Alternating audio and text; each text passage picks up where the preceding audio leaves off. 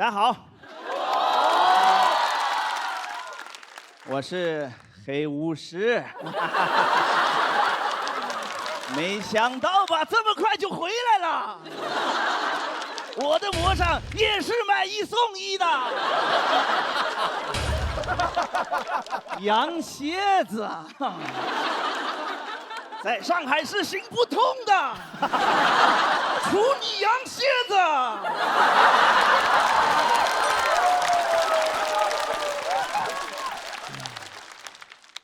单人漫才。哎，开个玩笑哈。去年开始用上了这个盲杖，刚开始好奇试一下，后来发现哎挺好用的。有时候你判断不了这里是不是有个台阶，这么一扫就知道了，走路还变快了。用上之后呢，我都在外面行侠仗义好几回了，对吧？高铁站台上碰到那种抽烟的，我本来只需要探索面前的一小块，闻到烟味儿手就抽搐。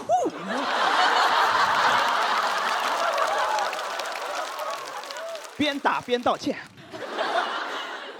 不光提升移动速度，还增加攻击范围。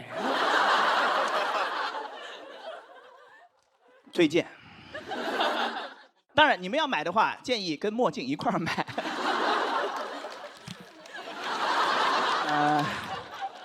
怎么了？我说的是魔杖，不信你们。眼睛好，也没见过什么世面，确实是。都，哎，算了，扔一边吧。3月份去了趟医院，做了个检查，因为听说有了个新药，专门针对青少年黄斑变性，我得去试一下。因为想保住我现在的视力，不让它再降下去的话，只有2个选择：一，去试新药；二，去世。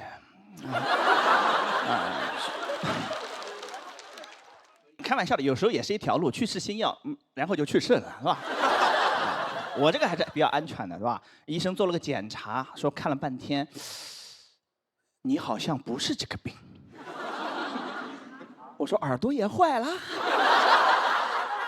他说你可能是另一个基因突变导致的别的病。晴天霹雳，这么多年白瞎了。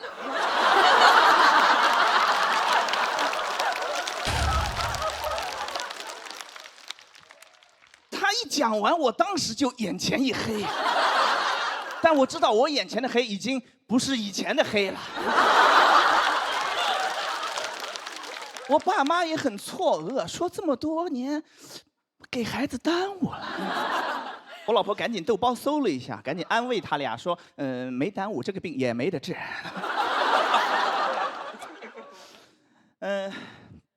我说我怎么能不是青少年黄斑变性？我做了个公众号，就叫青少年黄斑变性，我做了7年了，对吧？我现在主要工作就是审核进群的资料，因为老有骗子想混进病友群，我就是个骗子。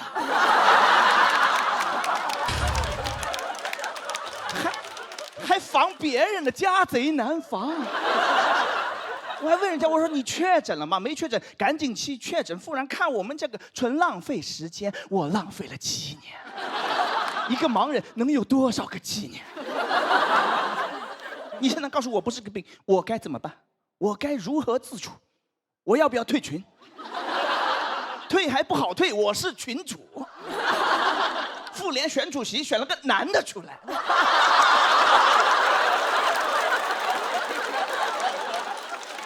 现在局面就非常尴尬。我是这个病全国最出名的患者。但我不是这个病。我上个月去南京演出啊，有个病友要来后台跟我合影，我让工作人员去带一下。我说我的前病友。他说人家病治好了。我说不是他病好了，是我病变了。他问我说变成啥了？我说我不知道，我现在不想研究这个病，我怕又研究早了。哇，吭哧吭哧作业一写完，本子一合上。别人的练习册。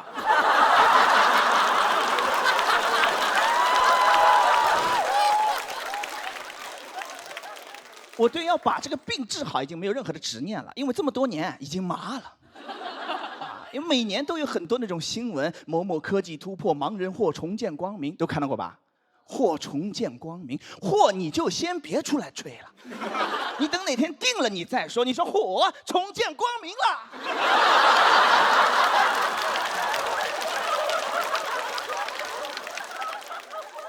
主要是说的太笃定了，对吧？好像今天整一下，明天眼睛就复明了，明日复明日，90%都没什么后续了，就纯是那种公关稿博眼球，拿盲人博眼球，你要下地狱啊！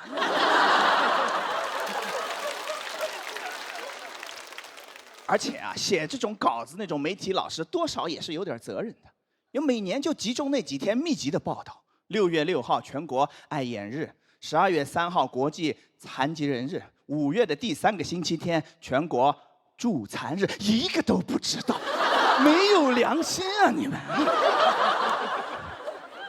当然也不能怪你们，你说不放假的节日谁能记得住？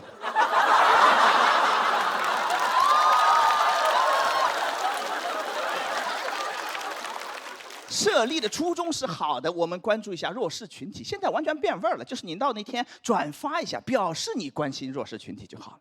啊，平时你根本见不到这些报道，也见不到什么盲人都在家待着呢，都出不了门，对吧？就爱眼日被媒体老师拉出来，到处爱眼，没有什么实际的福利的，对吧？你给点真的实惠呢？啊，什么光棍节都能打折卖货，助残日为什么就不能？对不对？轮椅半价，盲杖3折，买对啊，营销方案都给你们想好了，你哪怕把我直接拉到直播间去卖货都可以，对吧？你得让我卖货，我不卖货我就要开始卖惨了。我卖起货来非常的真诚，那个话术啊，一听都不像演的。我的家人们，看看，来，新款的盲杖都需要啊，瞎不瞎的都能用得上啊。瞎了的直接拍，没瞎的拍我们的墨镜套餐。今天限量500单，只要9块9，准备上。工作人员说：“黑灯老师看错了，是99。”我说：“我怎么可能看错呢？9块9，来上链接。”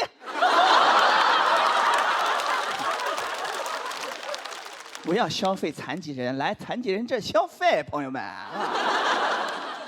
3月份查的嘛，然后等了2个多月，10天前拿到了那个基因报告。您猜怎么着？医生看走眼了，不是他以为的那个病，也不是青少年黄斑变性，是一个跟黄斑变性很像，但是更加稀有的另外一个病。我在我们4个病友群里面找了一下，跟我完全一模一样的，就1个人。这下好了，不用建群了，我俩加个微信就可以。所以本来今年不想来这个节目的，但是发生了这么大个事儿，我觉得有必要上来跟观众们再澄清一下，对吧？主要是想找到那个第三者，我可以让你当群主。我忘了说那个病叫什么名字了，是吧？我不确定我能说下来，太长了。这个病叫做常染色体隐性遗传的 PROME 基因突变导致的视锥视杆细胞营养不良 CRD12型 I want you。谢谢大家，拜拜。谢谢黑灯，喜欢黑灯朋友千万不要忘记为他投票3哇！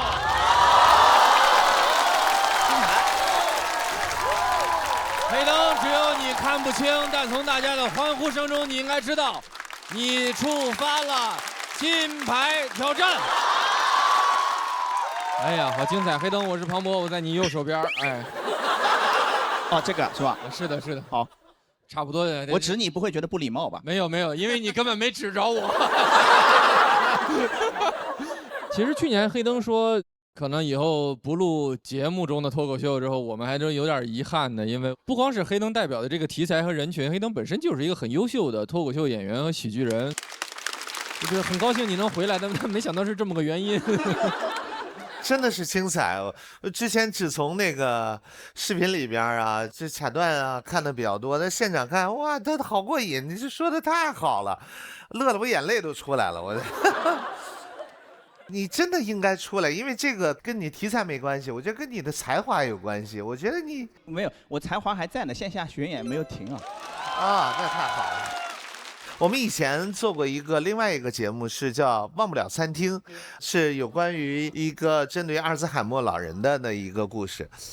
因为那个节目也让更多人关注到了这个群体，具体能到什么结果不知道，但是肯定会比以前好一点啊！我就觉得就非常好，是希望你不要停止，经常来，多来，一直来。对，谢谢。黑灯其实一直已经在幕后帮助大家改稿。一起参加读稿会，反正我听到的时候我也很震惊，他就纯听然后改，有一种内功高手的感觉。我就觉得生活很荒诞，但是荒诞真的是出喜剧。你知道，因为我要做功课，然后我就因为黑灯嘛，黑灯你可能都想不到，我去关注了青少年黄斑变性关爱中心的公众号。然后我居然发现我的朋友圈里面除了我之外，还有一个人也关注这个公众号。然后发现我现在是不是需要改一个公众号去关注了呢？没有，还没有建公众号呢。我特别同意那句话，就是我们不要去管黑灯自己的这个情况，他本身他是一个太优秀的脱口秀演员了。因为从第1季开始，包括这次，这我真是我一直憋着，等黑灯突然出一现挂的时候，就赶紧给他摁灯。因为我好几年一直就逮你这没逮着，你知道吧？这个吧，你说出来感觉好像挺容易的，不就砸前面那演员们那个，但是很难，因为他基本没有太多的这个时间去准备，且你看这真是天作之合，他就拿着这盲杖，然后他就能和前面那节目这么快的组织出这么多合适的包袱，哎呦，而且不是一个包袱，是一个连环套楼上楼的包袱，串踢的，你这东西，那我，哎呦，您说。因为后面那个叫备战间的吧，其实没剩多少个人了，然后他们也都很焦虑，然后就问我说，就剩我一个老演员了，有没有什么经验可以传授？我说，不要现挂。你这个建议啊没有错，因为后面的人很难翻过你这个现挂。我现在不知道他们怎么想我，就是上兵伐谋，因为我就觉得可能挂不好就会适得其反，所以啊。但是我是刚才在等的时候突然想到的，我说哎，是不是能？但你挂的太好了，因为我之前写这个的时候，我说是个法杖呀，我说哎除你烟屁，结果观众也很多没有看过《哈利波特》，所以我这个后来就删掉了。然后我刚才听他们，哎，人给我铺垫完了，正好。喜剧上有这个无障碍通道啊，真是。黑灯今天穿着一身粉色，然后他那个衣服后面还有个小包包，他就很像一个顽童。这是背了一身的包袱。黑灯开启了金牌挑战，也是我们常规轮次里最后一个金牌挑战了。会不会有备战间的朋友向黑灯发起挑战呢？请看大屏幕。黑灯有2位朋友在备战间向你发起了挑战，分别是帆不凡和海宇。我们先把黑灯接到休息区来。接下来要上场的是第一次来到这个舞台，需要大家放轻松。另外一件事儿，需要你们继续放下道德的枷锁。我们掌声有请帆不凡。你之前认识帆不凡和海宇？这帆不凡应该讲的时间不长。第一次是在地狱笑话上面认识的，我说哎，发现一个演员，说这个讲的还不错。原来你是他的伯乐。没有啊，他不是三角猪吗？我不推荐，三角猪也推荐。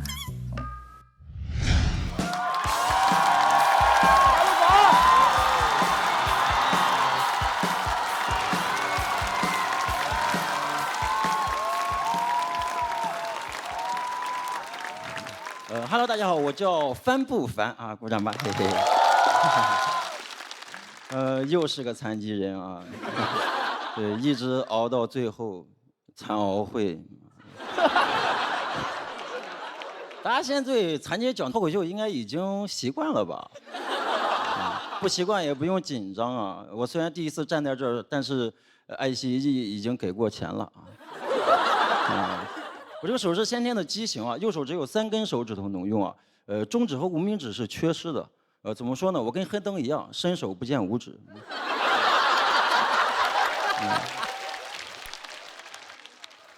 很多朋友都说我脾气好，真不是，没有办法竖中指。我跟我朋友说你给我滚，我朋友愣了一下说帆哥你这个挺摇滚呀。对，大家想笑就笑，毕竟在一个公众场所嘲笑一个残疾的机会也不多，尽量不要捂着嘴笑，太冒犯了。因为你捂嘴的时候，我是能看见你的5根手指头的。我还挺喜欢我这个手的啊，做了个美甲，大家看到了吧？不灵不灵的哈。对，有人说好看，有人说给你做怎么着得少收点吧。何止少收，临走都让他给我捐了点儿。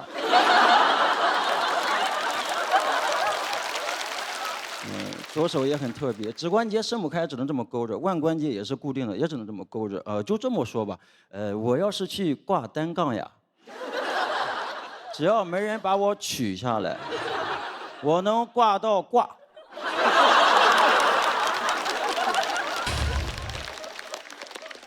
手腕很硬是吧？那有一次遇到一个阿姨啊，头一回见面就上手摸，其实我不介意上手摸，但是不要突然上手。阿姨突然握住我的手，她左右摇摆，她真的想给我掰直了。阿姨问我你疼不疼？我怕阿姨心疼，我说阿姨我不疼。结果她又加了把力气，这样疼不疼？我说不疼，就是有点想还手了。而且很有实用性，因为我朋友出门都喜欢带上我，他们说我这个手太适合挂包了，能挂得特别紧。哎，有多紧？台风天出去拿外卖，饭被风吹走了，袋子还在我手上，我都不用怕有人抢我包，因为他只要不撒手，我就得跟他一起回家。也算是一种人赃并获。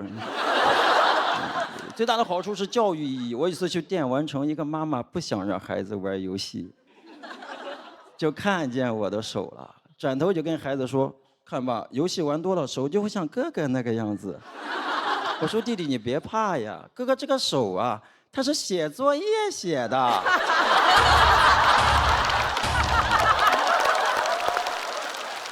都不喜欢写作业是吧？我也不喜欢，但是我很擅长写作文。我写作文有秘诀，一般都能拿高分。作文只要把开头结尾写好就行了。我开头一般就是作为一个残疾人，中间有点墨水就行了，结尾就4个字：自强不息。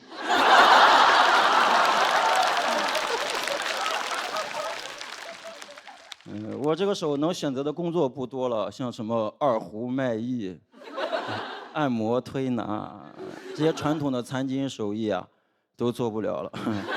所以我只能选择一个行业，叫程序员。其实没什么可惊讶的，因为很多程序员干久了跟我差不多。而且程序员最适合我，因为3根手指头就够用了。Ctrl 加 C，Ctrl 加 V。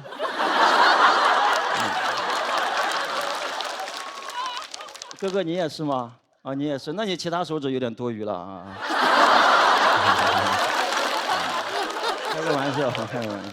而且我靠这3根手指还做到了领导的位置啊，对，谢谢。所以你们不要看我手这个样子，其实呀，我手底下全是你们这个样子的。对。哎，我适合做领导，我从不对他们指手画脚，没必要是吧？因为他们都知道我手腕很硬。我现在觉得我这个手其实够用，是吧？你们能干的我都行，玩手机1根拇指，刷视频、点外卖，非常流畅。我觉得其他手指有点多余了，真的，我这个手完美适配手机，我甚至已经有了手机支架。天生我材必有用，防抖防摔超稳定。我虽小残但大将。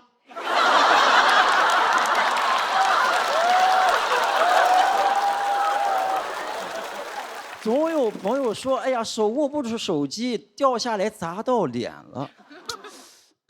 哎，那个你会不会是手残呀？怎么说？我这个进化的有点太快了，你能理解吗？就按照现在人类对手机的沉迷程度来看，人的手有没有可能就会进化成我这个样子？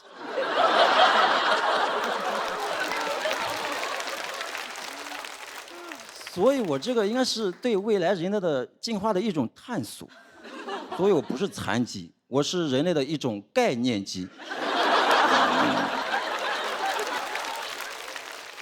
我也不是讲脱口秀，我就是在搞未来人类的发布会。我也不是帆布帆，我是帆布斯。怎么样？还是有点墨水的吧？是时候说那句话了，自强不息。谢谢大家。谢谢帆布帆的表演，请锁票，我们再给他一轮掌声，好不好？谢谢大家。怎么会有这样的脱口秀啊？我有一个更加地狱的事实想告诉大家，戴维你不是人啊，因为他签约的俱乐部是三角猪圈。好有力量哦！谢谢。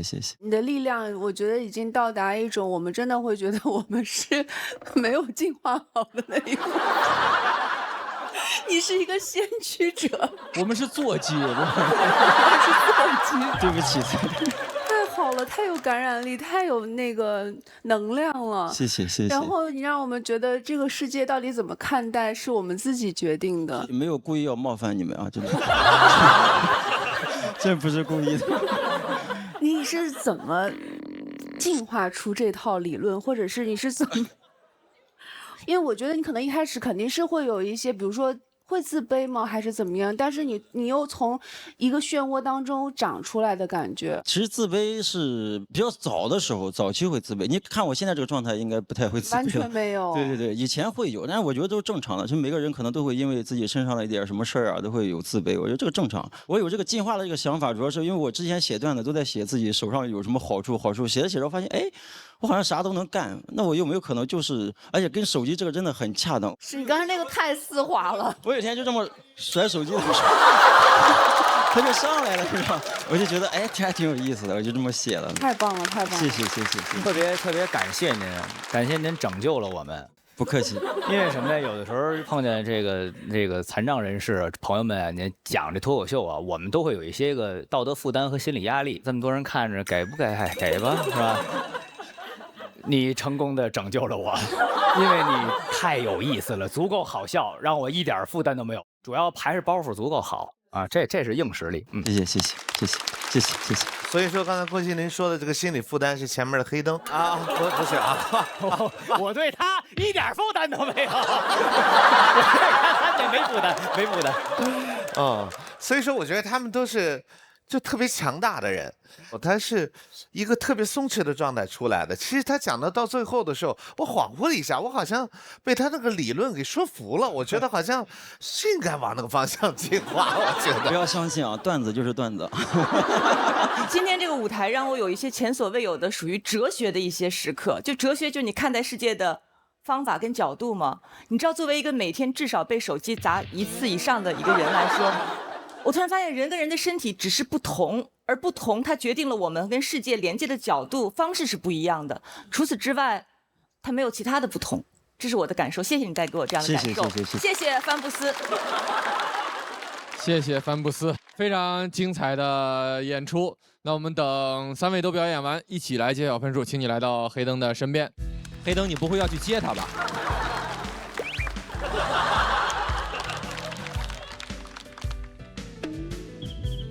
哎呦，小心，这儿有一麦克风，什么天作之合？这事儿太有意思了。这要是别的朋友把我们赞助商做坏了，那这赞助商不开心是应该的。在这2位朋友手里，你们应该不会不开心吧？没事，谁都有没看见的时候，何况是你呢？基本上不会吧。像我做饭呀，各种东西，我现在也是独居嘛，这个各种东西其实都不影响。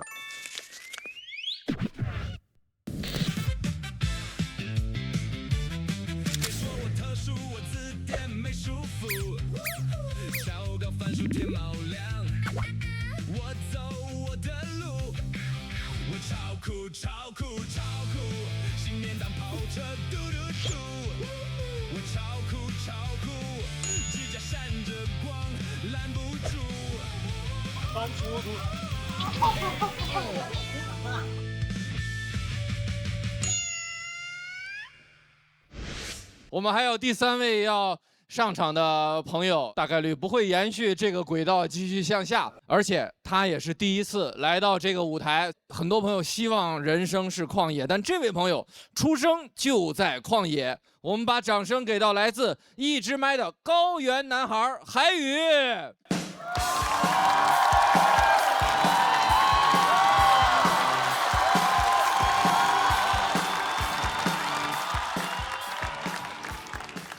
Hello， 朋友们，大家好，我叫海宇。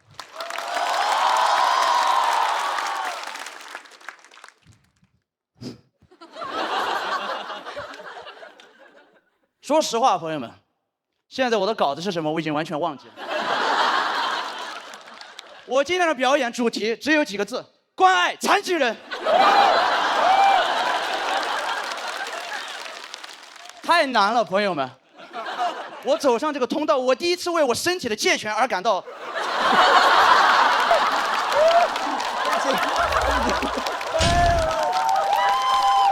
你告诉我怎么打？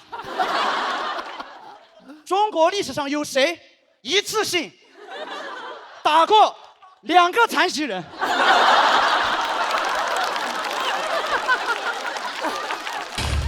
只有我打了2个残疾人。都不一定会上热搜。我刚才在那儿待了20分钟，我在想，我有什么地方可以残疾一下？所有朋友往我这儿看，我的牙掉了一颗，你们觉得算吗？不是刚才打掉的，真的是前几天才掉的。所以接下来我的表演如果没有接住这段线挂，请大家不要怪我，因为我的技巧老掉牙了，不好意思。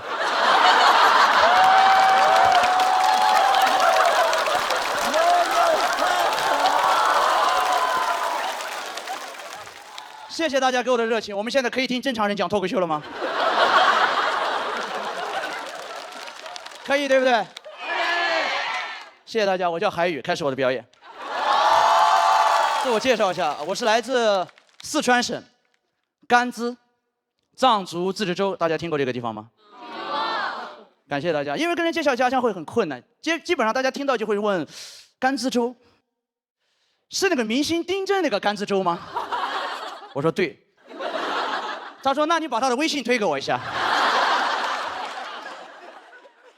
丁真对大家来说可能算明星，算网红，但他对我们这种小山区、藏区，他是我们的图腾。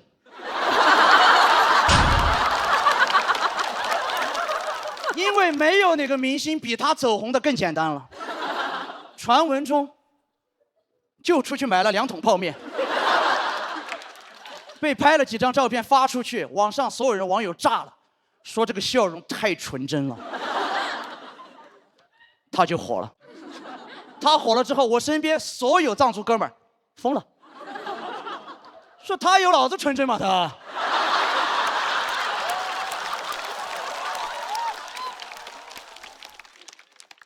他懂微笑吗？他们觉得丁真走红的所有过程有一件事情格外的重要，买泡面。你就说纯真不纯真？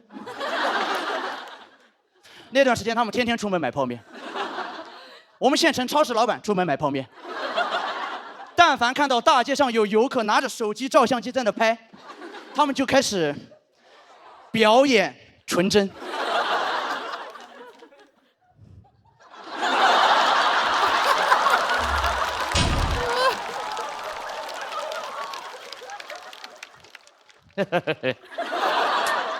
师傅，拿2桶那什么师傅。也能够理解为什么大家会喜欢他，因为他很多时候接受采访会说藏语。我真的觉得，不管你这个人啊品性如何，你只要会说几句藏语，你给人的气质就会不一样。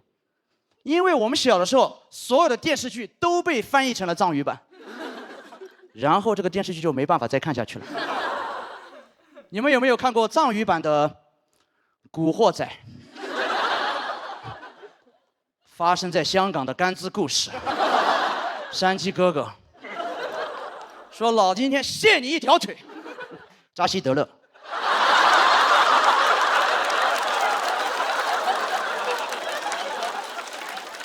你就说虔不虔诚？你听完感觉整个铜锣湾真的很需要你这一条腿。如果那个时候跟他们2个比赛，我早就捐出去了。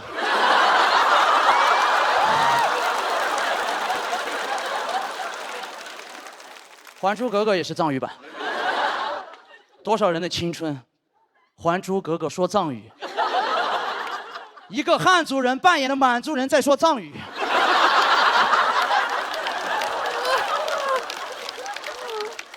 我只接受容嬷嬷说这4个字，因为这样对紫薇可以好一点。你扎他一针，扎西德勒；再扎一针，扎西德勒。紫薇说：“哦，扎死得了，别扎了，太快了，别扎了，别扎了。”后面我就来到大城市，真的朋友们，我感受了大城市的生活。但是我有一个最大的感触是，我觉得像我这样在藏区长大的孩子，其实我们不太适合做单口喜剧，因为我们有点太快乐了。我也是来了大城市才知道什么是原生家庭。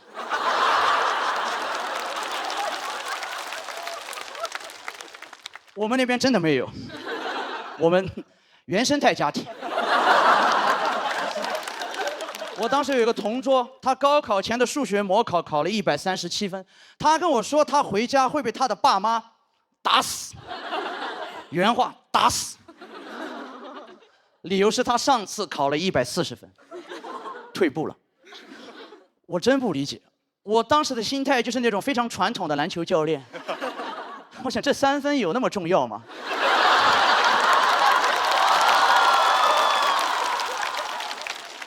考好了会紧张这个事情，我作为一个高原上长大的孩子，朋友们，我真的不能理解。因为在我们那边，所有的情绪表达都很简单，都只有一个出口，我称它为“给黑黑”。大家都没有听过，没关系，我会在这里跟大家示范一下，但是你们不要害怕。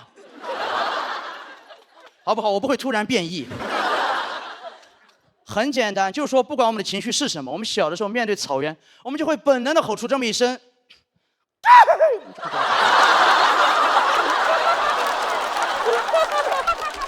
吼完之后，不管什么情绪都可以立刻消解。真的，小的时候我们放牛的时候会给黑黑，把牛做成牦牛肉会给黑黑。牦牛肉卖不出去，给黑黑；丁真直播把它卖出去了，给黑黑；全民给黑黑。所以我来到大城市的第一件事情就是跟我在这边最好的朋友分享。他听完以后不开心，他跟我说：“我觉得你这样吼就没有边界感呀，你当着陌生人面你这样吼你就没有边界感呀。”我们那边连边界都没有。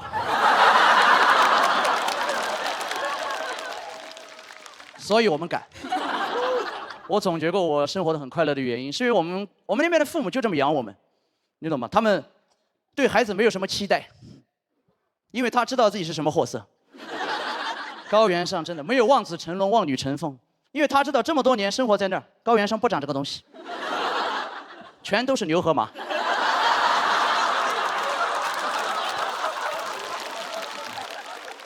所以我也会有点割裂。因为牛马在我们老家真的是个褒义词，代表着自由、放纵、给黑黑。我觉得永远不会有一个藏区的牧民在放牛的时候，突然就看他们家的牛不顺眼，然后就开始骂他、抽他，说你今天为什么只吃了137根草啊？是不是最近没有认真上坡？你觉得你牛吗？你能不能学一下别人家的牛？早早的就去了某利某牛那种大厂。再不认真吃草，我跟你说，以后长大去当牛吹吹吧。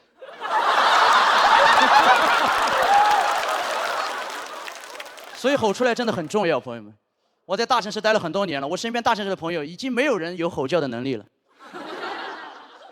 你不学会吼叫，你在大城市待着，你就是会碰到障碍的。双向情感障碍、自恋型人格障碍、注意力缺陷多动障碍。大城市为什么有这么多的障碍？就这些东西在我们老家统称为想得太多，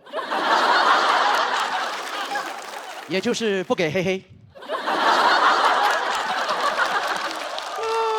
我真的觉得高原上长大的孩子很难得 ADHD， 因为我当年 ABCD 都学了7、8年。你在我们那待着不可能注意力缺陷的，因为你能看到的东西就那么多。你稍微一缺陷，牛就丢了。所以，更文明真的会更快乐吗？我觉得不一定。今天你们很早就准备了，坐大巴来到这里，其实本质上是一种追星。你们很累，但你们在看到你们想看到的那些人的时候，你们会瞬间回到我的老家。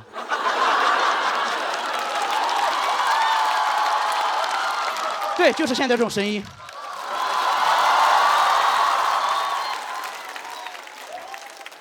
就我们刚才的这个情感交互，只有我们老家才会出现的。所以我把给嘿嘿推广给你们，你回家自己吼就可以了。它有很多应用场景，对吧？你们下次出差的时候可以带上它。高铁、飞机你就揣着它。你真要休息，旁边一个小孩开始哭，所有乘客不敢说话，就你站起来看着他，哎，小孩。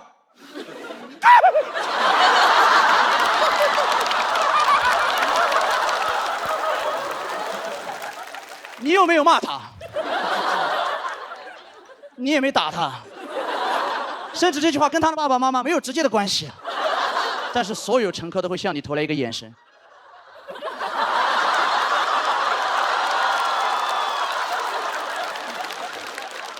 所以大家有空的时候休息，可以去我们那边玩一玩，对吧？你们可以在大街上随便吼，当然你们也可以带上相机。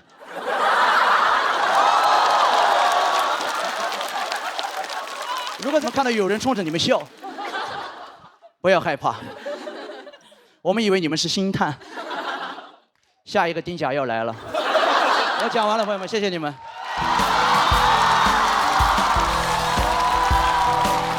谢谢韩宇的表演，喜欢他这段表演的朋友，千万不要忘了为他投票，请锁票。太好了。不能听黑灯的，就是得整这种现挂哈。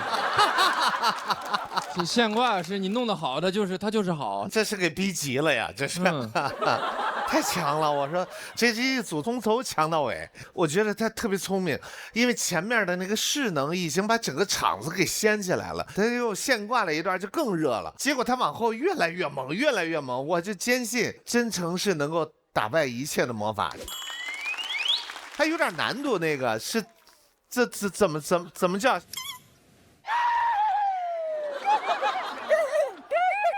我的天哪，我仿佛已经去到了甘孜。我觉得他最狠的是表演结束之后，他一句话都没说过。韩宇，什么感受？谢谢大家，因为第一次来，还是演完之后会有点紧张，就还是有一种不可置信的感觉，所以感谢大家吧，感谢大家刚才给了我这一切，谢谢，谢谢。大林这待了3年了，还是会有新朋友带给你新惊喜哦。我有点累了，说实话。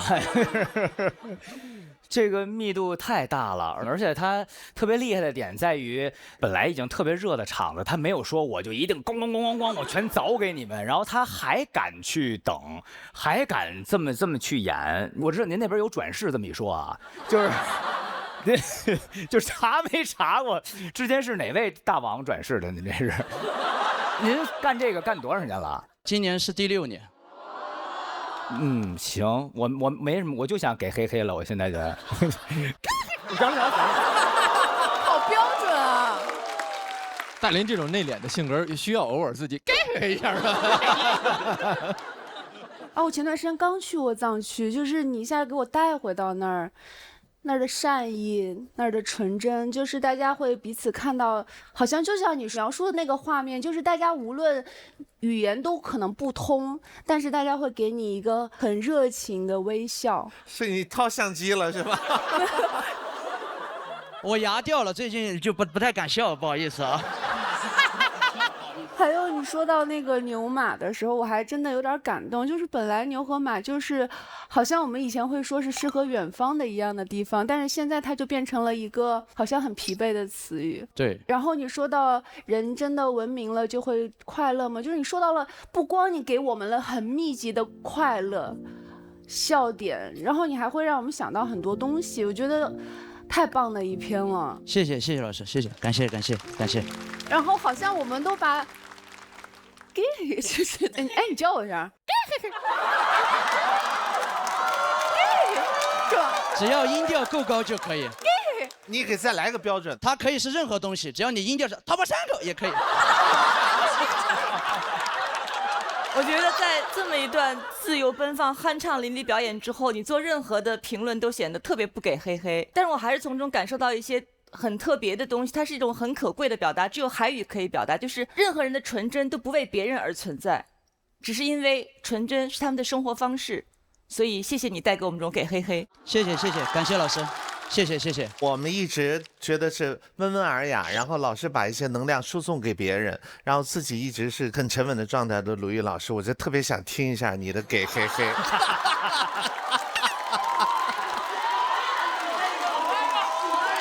咱所有人一起吧，好不好？来，3、2、1。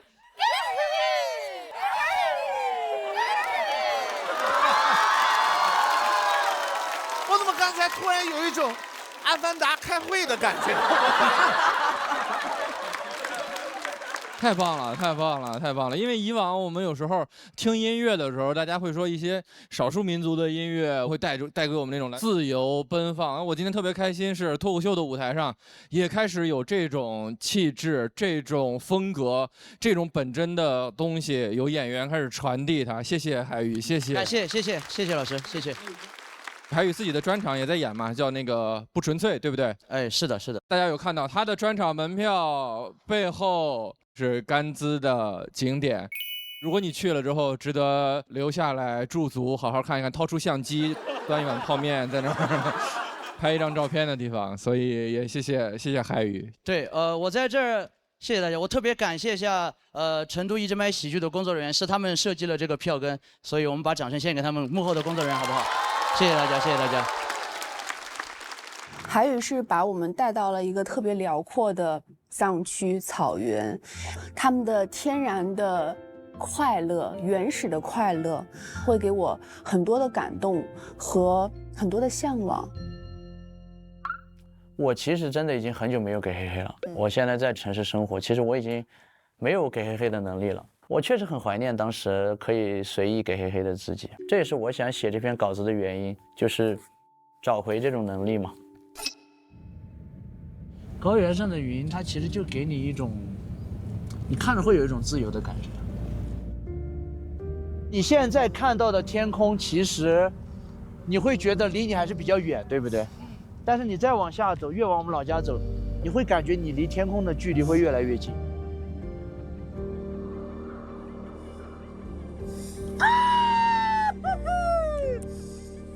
听到了吧？大家这样去吼叫之后，你会回到自己可能刚出生的时候吗？你跟这个世界打了一次招呼，但是为什么你长大以后就不会用这样的方式打招呼了呢？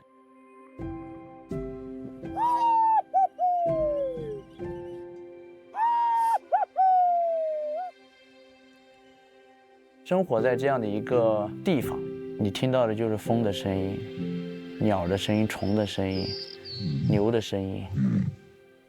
你能听到的声音，你就知道那个声音是什么声音。但是在这边你听到的声音太多太复杂了。我小的时候用这个都可以吹口哨，现在都不行。现在可以吗？吹不响。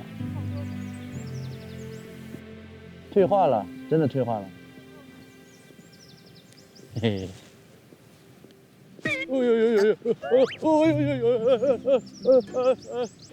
他们不认识我了，对他们觉得我是外地人。我现在非常不纯粹。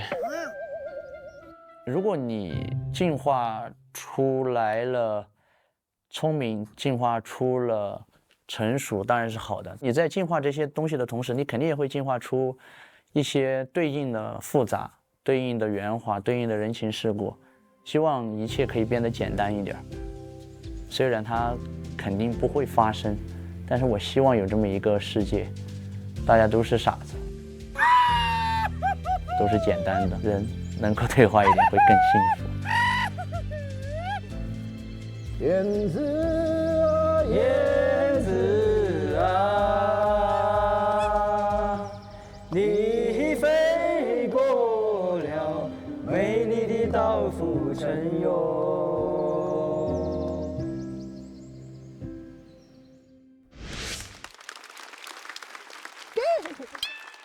谢谢，哎呀，好精彩的一组对决呀！我这个接下来的请求特别缺德，我请帆不凡扶着黑灯来到台中央。太有爱了！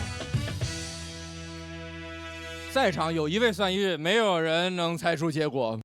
我们看一看所有人最后的选择，最后会是什么？请看大屏幕。我觉得黑灯的胜利最大，他真的是取之不尽、用之不竭的幽默。一定是韩语啊！韩语控制了整个现场，他控制了所有人。烦不烦？他太有优势了，段子非常精彩，人格魅力更大吧。他们那一场对决里面，我觉得整个喜剧的舞台的底色都是红色，在翻涌，在滚动，在燃烧，太有生命力了。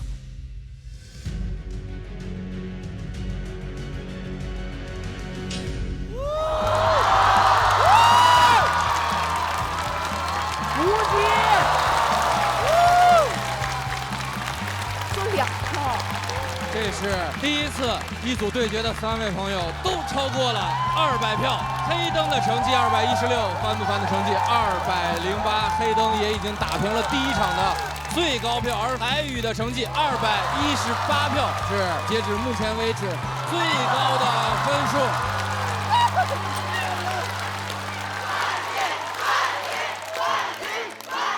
就像梦里面那种很复杂的一个场景。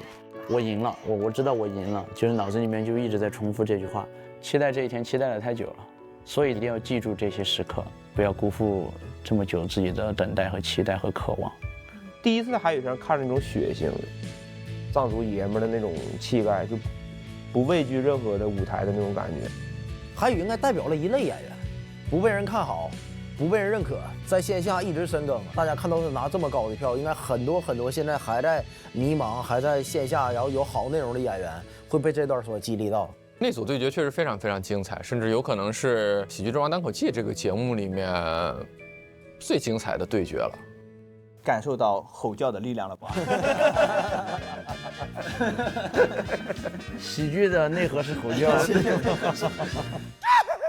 希望后面的人挑战我们的时候注意一下，尊重。希望大家都有这种顶住的时刻。我们一定都会有这样的时刻，我们一起加油。我们是以眼还眼，以牙还牙，不许还手。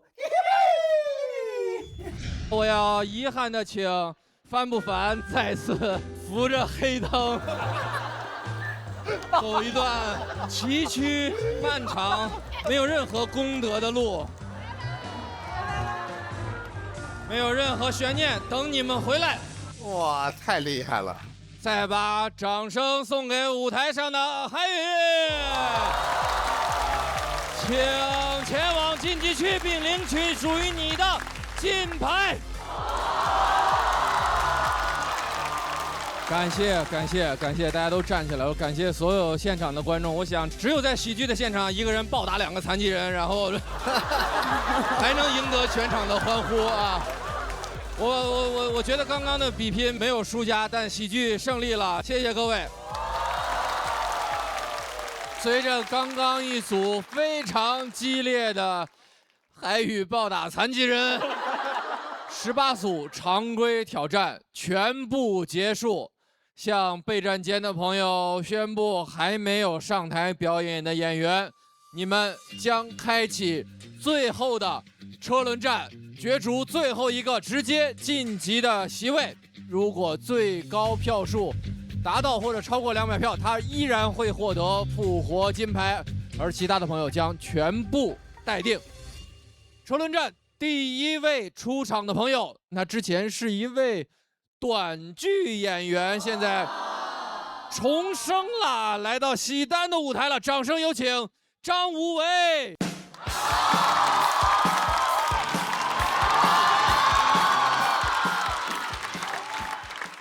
楼1、楼2的朋友们，你们好吗？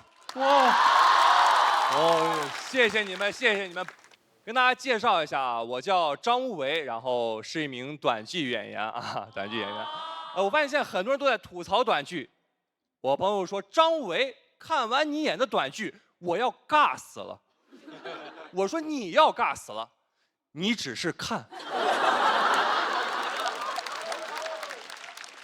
我演完第1集已经尬死了，死也没用，第2集重生了。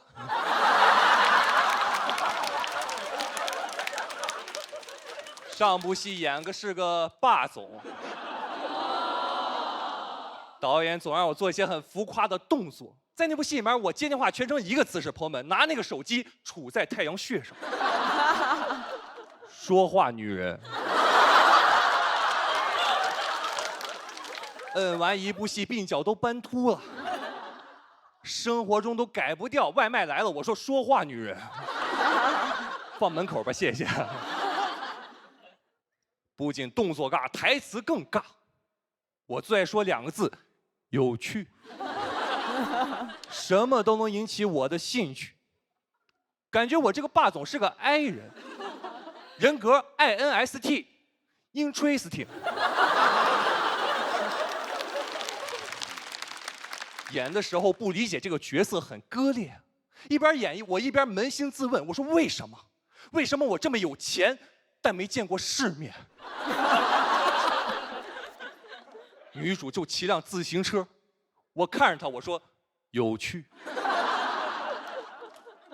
谁允许你把这种平民的东西骑进我的庄园？台词很装，内心很难受。因为我平时就骑自行车，演尬剧就算了，制作公司还跑路了，没给钱。我还挺喜欢我上部剧的人设，我演的是京城4少之一，顾氏集团顾云琛。顾少哦，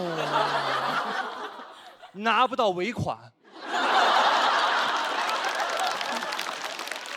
其他3少都没拿到，我们京城4少身家100亿，现在联合讨薪，想起诉公司没用，4个霸总没有1个懂劳动法，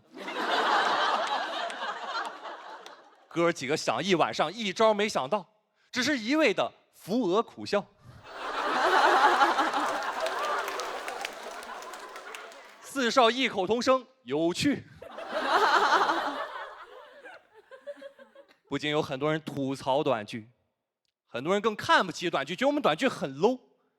我是科班毕业的演员，我大学表演老师就看不上短剧，他有条艺术鄙视链。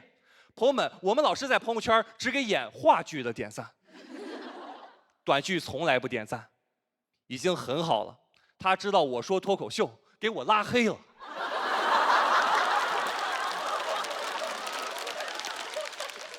他希望我们毕业之后都去演话剧，但话剧不挣钱。我们班同学现在都在演短剧。去年我们一起回母校看望老师，老师看着一屋子的霸总，光京城4少就有8个。给他送副锦旗，祝老师桃李满天下。更难受，大大学4年，他以为教出来学生是桃李，没想到是红果。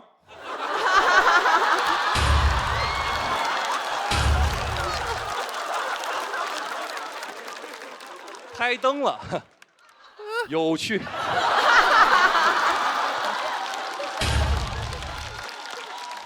跟着拍了，你成功引起我的注意。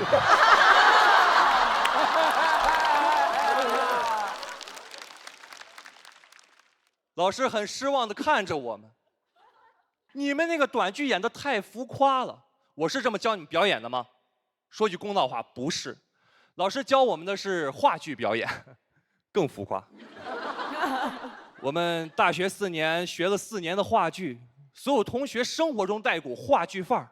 有一次上着课的时候，一对小情侣吵架了，女的骂那个男的，她说：“你个男的怎么那么小心眼儿呀？”她男朋友本来都要走了，听完这句话之后，你说我小心眼儿？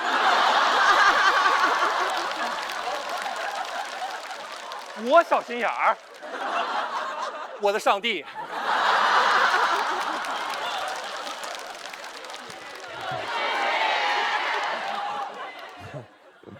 哎呀，这一段我鼓足了勇气，比演短剧都尴尬。离开母校的时候，老师说：“同学们，以后还是少拍点短剧吧。”我听进去了，我今年就没有再拍短剧了。今年 AI 短剧出来了，我失业了。我觉得我们短剧会继续火下去，因为人们需要短剧来提供情绪价值。朋友们，在短剧里面，无论你经历了怎样的挫折、怎样的困难，这一切都只是你逆袭的前奏。我现在生活中也带着这种思维。今天录制的时候啊，我们发起了演员内部投票，总共60组选手，我是第60名，倒数第1。大家都不太看好我，但是我不难过。朋友们，这是什么？这是天崩开局。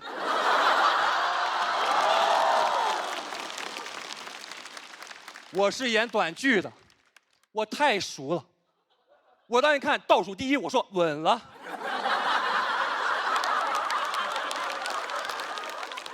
我看到的不是倒数第1，我看到是我的爽文正在开机。我说 action。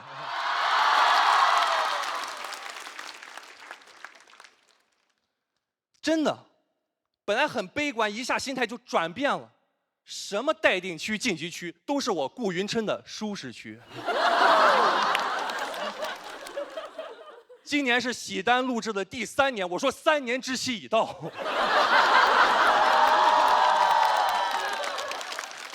我要夺回属于我的一切。很极限，这个结局是我前天晚上写完之后发给导演。导演说：“吴为啊，你这个段子显你这人小心眼儿。”我说：“你说我小心眼儿？”我的上帝，我不是小心眼儿，我只想在这么大舞台上告诉那些现在过得不好的朋友，现在一切都只是铺垫。想告诉那些正在遇见困难的朋友，你要相信自己是爽文的主角。最后，我想告诉短剧老板，把尾款给我结了。你触犯了我的逆鳞。谢谢你们，我是张伟，谢谢。谢谢张无为。3、2、1，请锁票。新朋友，车轮战又接在那么情绪浓度高的对决后边，还能翻起来，我鼓掌。那他站在那儿的时候，我眼神往上晃了一下，我一看，好像还真是他，挺好看的，你知道吗？你成功的吸引了我的注意，成功的吸引了导演的注意。你们先晋级吧，我去拍戏了。做到。没有，也得晋级，也得晋级，挺好的，而且这个很熟悉，题材特别熟悉，所以就愈发觉得可笑了。那小马老师觉得有趣吗？有趣，很惊喜。对，就是我觉得你的表演能力深深的融合在了这里。然后，哎，你刚才那个是现挂的吗？还是你本身有设计？有一定预设的成分。那所以说刚才是郭麒麟拍的话，你怎么说？我这个有个万能方案，就是之前试一段的时候，哪怕观众笑不笑，我只要说有趣，大家都笑。按理来说，我没拍，应该是我引起你的注意啊。是不是这逻辑，对不对？哎呦，真的是，是不是？我倒不是争什么，主要这个我也略知一二，因为我5年前当过赘婿，后来才有的短剧。我特好奇，您是因为短剧跟脱口秀这好像并没有什么太强的连结？其实是这样的，其实我主要是名演员嘛，毕业之后，我话剧其实干的时间会更久点儿。我之前是在某某麻花的演员，我真是这个某某打码的意义是什么呢？我不知道能不能提，就是有一个悲剧团体叫难过麻花吗？但是那一段它比较可贵的一点是它的角度，他没有把短剧单纯当做一个去搞笑的一个话题，他反而最后结尾让人会有一种唇亡齿寒的感觉，就是短剧被 AI 取代，其实意味着它会未来还会有其他的被 AI 取代，所以人类手错是如此珍贵。我觉得虽然前面的演员那么炸，新人首秀，然后这角度很好，我总觉得这是一个好的开始。你已经引起了我们的注意，所以非常好。谢谢老师们，谢谢老师们。要跟大家说明的是，车轮战为了保持悬念，我们暂时不会公布无谓的票数。等下一位演员演完，我们再进行一轮比较。接下来上场的这位朋友，也是新人，也是新演员，第一次来到这个舞台，他遇到的许多事儿跟他的名字很像，异曲同工。我们掌声欢迎胡来。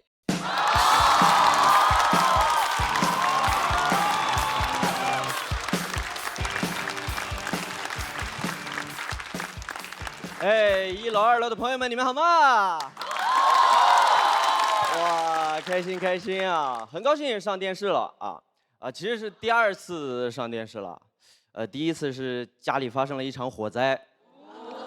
哦，头发不是火灾烫的。当时是我和爸妈，我们一家3口临时出门，忘了关大功率电器啊，结果插板自燃了，我们也不知道。等我们仨回到楼下的时候，好几辆消防车就停在我们面前。我们仨没人怀疑过自己家起火了。我妈还问呢，说不会是我们家着了吧？我说咋可能呢？咱家21楼，你看，25、24、23、22、21。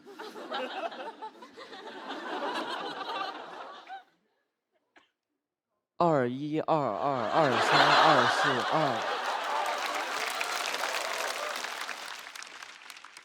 1、2、3、4、5。人脑子越乱啊，就越着急。发现是我们家着了，我爸第一反应是：儿子，你跑得快，你快上去看看。着火了，让我上去看看。我是个消防栓嘛。那我也没反应过来，我就赶紧往家里跑。我在楼下摁完电梯，我意识到不对劲了。学校教过我们，发生火灾不能乘坐电梯，对吧？但那个是逃生，没人教过我怎么返回火灾现场。我就在那着急，怎么办呢？我最后拿着袖子捂住口鼻，走消防通道回到火灾现场。我呼哧带喘了爬了21楼，看见我爸妈坐着电梯就上来了。电梯门一开，我爸说：“你咋走楼梯呢？那多慢呢？”我说：“我怕坐电梯走得太快了。”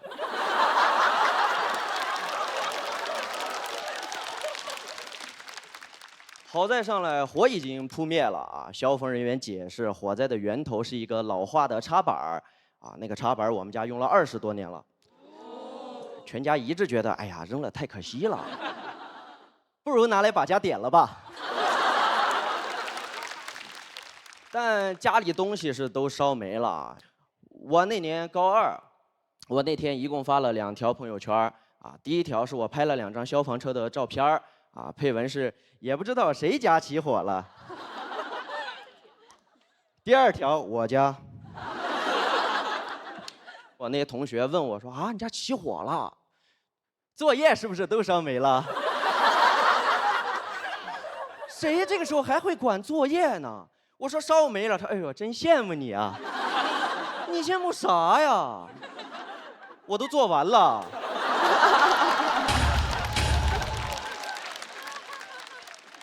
火灾烧完之后那段时间，全家情绪都特别低迷啊，因为家里10几年的积蓄都烧没了嘛。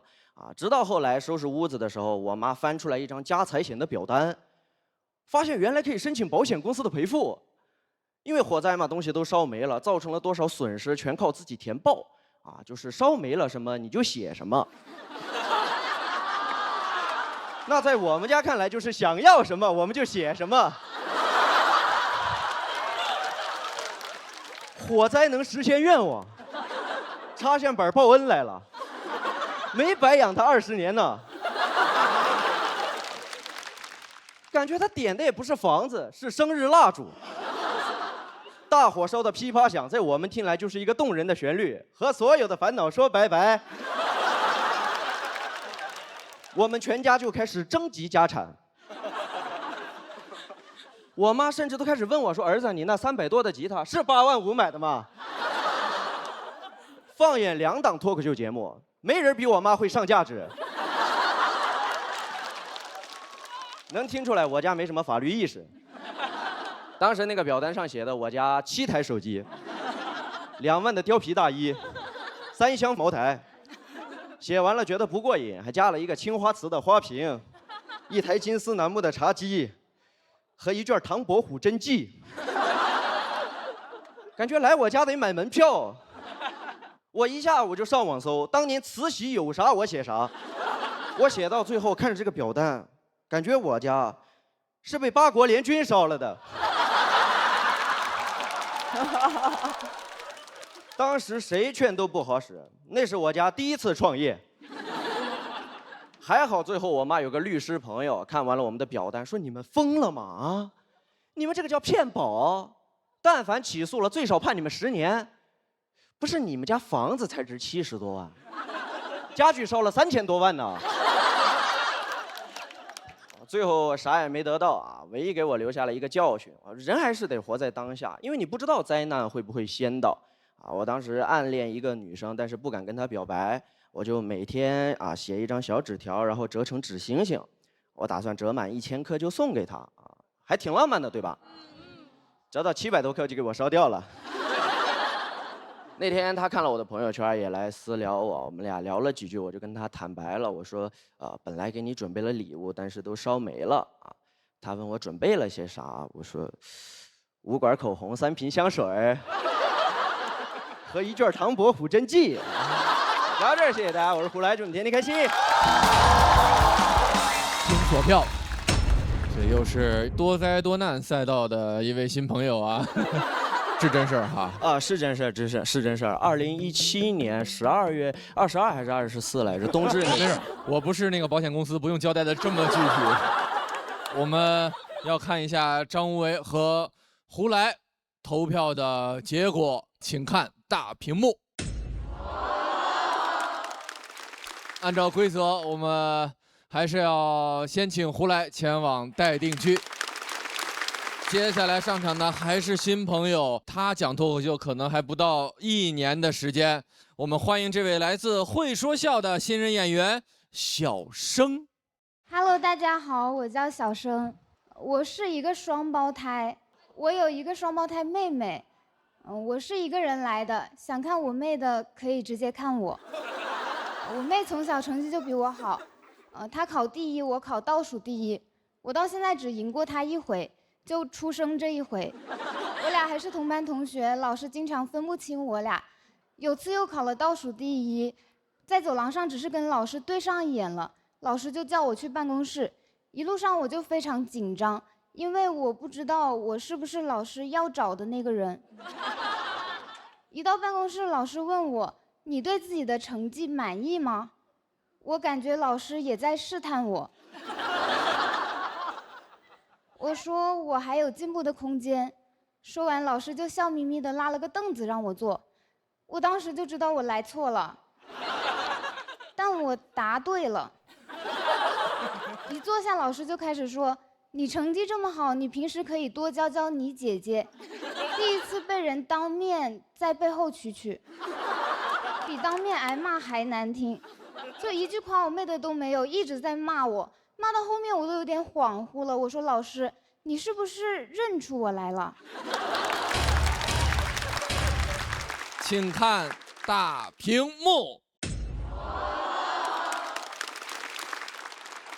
好，我们继续恭喜张无为保留着车轮战唯一晋级的希望。我们掌声欢迎来自过载喜剧的牛油果，欢迎。我叫牛油果，然后我之前呢是个女护士，我实习第1个月就给我分配去了 ICU。我刚去，我老师就让我去护理一个70岁的老头，还跟我说这个老头是个犯人。这个老头住院期间所有的事情，包括所有花销，都是有专人来负责的。说的是因为他有人权。他有人权，他每天吃1包上千块的营养液，我吃10块钱的拼某饭。他有人权，我说实话，那一瞬间我都起歹念了。我说等我老了，我也喝营养液。后面我老师跟我说，这个老头是个强奸犯，他就是在70岁的时候犯的罪，而且受害者是一个13岁的小女孩。我知道这个事儿以后，我立马想把他管子给他拔了。但我冷静想了一下，我不能。一，我是个护士，我有职业道德；二，我把他管子拔了，我得进去踩缝纫机啊！我这么年轻，我踩得又快，但我又是个好人，所以从那以后，再让我每天给他擦3次脸，我就只给他擦1次了。我给他变成干巴老头。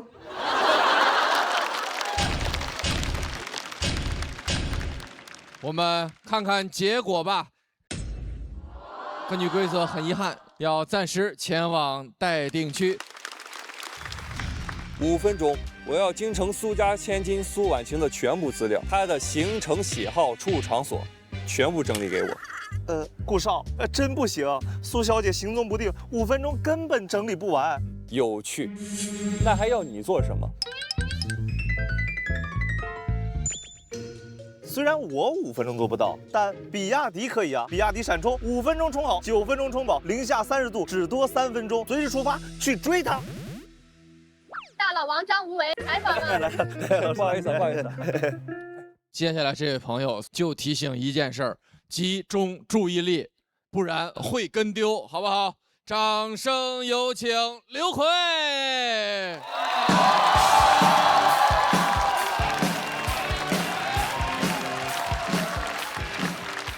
大家好，我是刘奎，欢迎各位。自我介绍一下，我是一个线下非常不知名的小演员。我之前也上过电视，我上过一档主持人职场综艺，叫《令人心动的 offer》。对，你们回去看就好了。我在这个节目里面表现突出，我是这个节目播到目前为止全国选的10个主持人实习生中的第1名。对。被淘汰的选手，也就是说，你们今天回去要是想看我的抽象表现，你们别开会员，第1期免费看。我走的真的非常的快，各位，我总结了几点原因。第一点原因就是我完全没法做那种非常稳重端庄的主持人，因为我从小有一个非常严重的前额叶发育疾病，叫 ADHD。就是多动症，但我跟那些多动症不太一样。我是只要情绪一激动或者紧张，我就忍不住眉飞色舞。我大学的时候我就是学播音主持的，那个时候我大学老师让我播新闻，让我播那个新闻，我每读一个重音我就挑一下眉毛，所以就导致严肃的时政新闻都被我读得异常的猥琐。我大学读新闻，我原样我是这么读的。近日，美国和欧盟爆发了新一轮的贸易冲突。你听我读，你感觉贸易战是我挑起来的。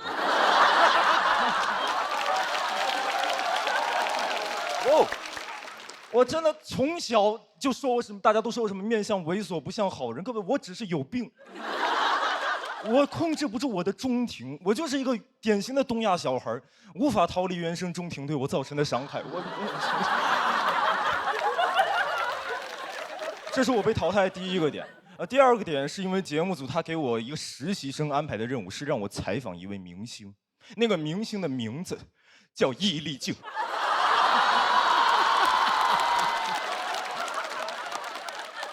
我当时看着手上易立竞那3个字，我说是我采访他还是他采访我？我跟你们讲，就在我淘汰后，有一条营销号写的标题原文，他写的还不叫刘奎采访易立竞，那条营销号写的叫刘奎选择挑战易立竞。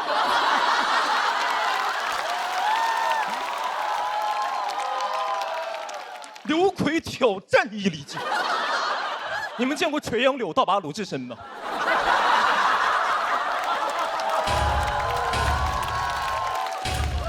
各位，我当时太紧张了，所以就导致我当时动作完全变形。导致我当时每说一句话，我就对着正前方的易立竞老师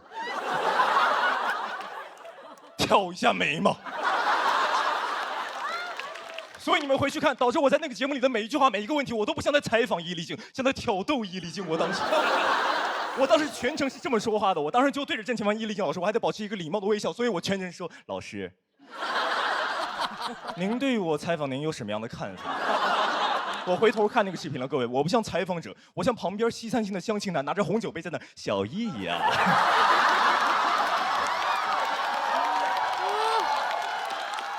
你觉得我怎么样？各位，你们现在都笑了，易立竞懵。那易立竞他只见过披荆斩棘的哥哥，他哪儿见过挤眉弄眼的弟弟？我的中庭有3关，我只控制住了我的眉毛，我的另外2关像鸟一样乱飞，尤其是我的眼珠，我当时像一只捷克狼犬在寻觅猎物，我在舞台上的原样是这样。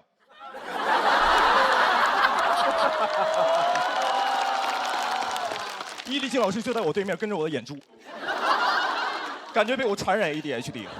而且我这个病叫注意力缺陷，什么意思？我大脑有时候会因为过于紧张，我突然开始放空发呆。所以我当时正在跟易立竞说话，我说着说着，我突然盯住他身后的一块空地，我开始发呆长达5秒不动。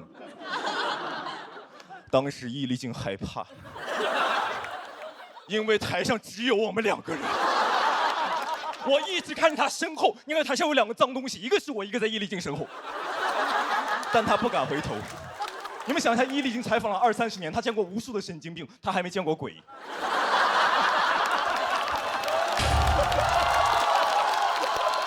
我一直朝他身后挤眉弄眼，你感觉新闻没播完，人鬼情未了，你感觉？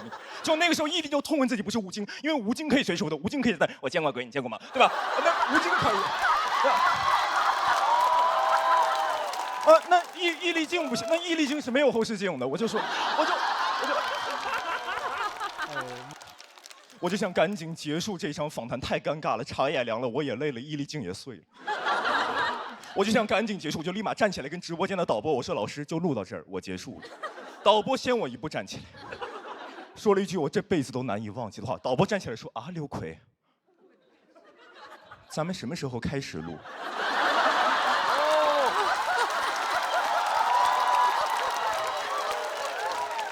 各位，我3年没接触主播台了。我从进门那一刻开始到现在为止，我都没有喊开机。也就是说，刚刚30分钟，什么都没录，纯调戏。我们当时3个人心里各有各的想法。导播心想还没开始吗？我说我已经结束了。易立竞心想。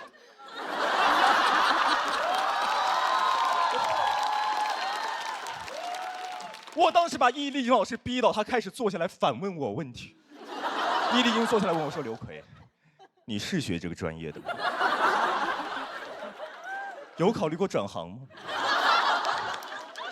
你能看着我说话吗？”各位，我的采访真的太有感染力了，我甚至感染了整个观察室跟导播间。当时的导师席的老师，有一位老师的名字叫鲁豫。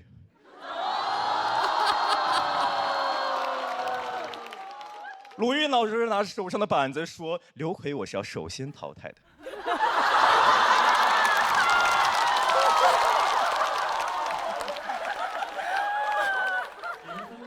你们3位老师有意见吗？3个老师跟被我传染一样，没有。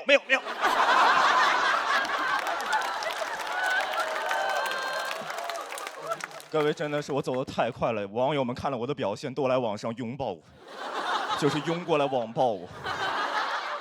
给我取名叫我什么眉毛哥、眉飞色舞哥，说我什么眼球突出甲亢，说我有那个鸟类综合症说，还有那种网友说刘奎，你其实特别适合当演员啊，因为你面相狡诈。特别适合演咱们古装剧里面的太监，就是哎，我有一计，我就。妈的，声音太多了，各位，我完全看不下去，因为我有严重的注意力缺陷，我完全。但各位你们放心，今天我还站在这，就说明我完全没事。因为当时我下了这个节目被网暴完之后，我立马花3个月的时间，用这段故事和网暴的经历写了一个专场出来全国巡演。我现在每走过一个地方，每走过一个城市，每走一个录播间，你们这220个人，我看到之后，我都知道，我在你们的心里，只要演完，我不是那个采访易立竞的变态。我是一个纯粹的喜剧演员，我正带着易立竞老师全国巡演，我现在，我完全无所谓。网上说我声音，我线下的观众都很喜欢我，都说刘奎这个人没毛病，都说我没毛病。我现在完全无所谓。有很多观众不喜欢我，看了我的表现，说刘奎你从头到尾眉飞色舞，你这是脱口秀吗？我说没关系，您过来，我没有办法挑飞我。我现在就做自己。我想好了，今天采访完之后，演完这一段，鲁豫老师问我说：“刘奎，咱们俩约个访谈。”我说：“对不起，鲁豫，有约了。”完全无所谓。我就是这样。我现在看到爱奇艺，你们看这边是不是有几家摄像头，对吧？这些摄像头配拍我吗？爱奇艺，你们得换成运动相机，不然抓不到我的幽默瞬间，你抓不到，完全无所谓。说我流很多汗，说我今天把汗甩第一排观众嘴里。各位，你们要是不喜欢我，这就是我的汗水；你们要是喜欢我，这就是我给你们全场的饭撒。这就是我的喜剧。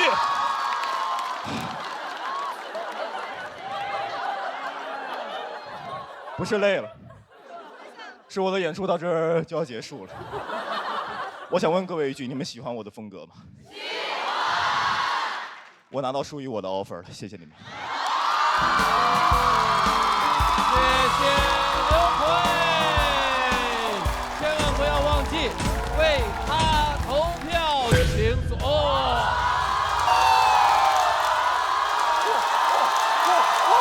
恭喜你触发了我们车轮战中的金牌挑战。也就是说，无论最后是不是你在车轮战中胜出，无论是谁，最后直接晋级的朋友都会带走这块复活金牌。我先代表节目组给易立竞老师道个歉啊。那个，您这段卡段注定会获得很多的播放。您不光要陪着刘奎全国巡演，还会在接下来3个月都出现在大家的短视频里。我在这要郑重感谢一下，除了陈鲁豫老师、易立竞老师本人允许我讲这一套段子。确实，看来我们当时真的做了一个非常正确的决定。如果当时不是第一个淘汰刘奎，他就没有那么充沛的情绪，写一段那么完美的段子，然后全国巡演，能够来到这个舞台，刚才像疯了一样的表演，能走多远都有可能。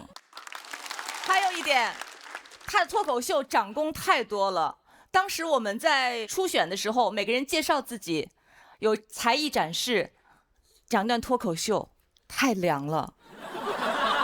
短短的不到1年的时间，发生了什么？刘奎？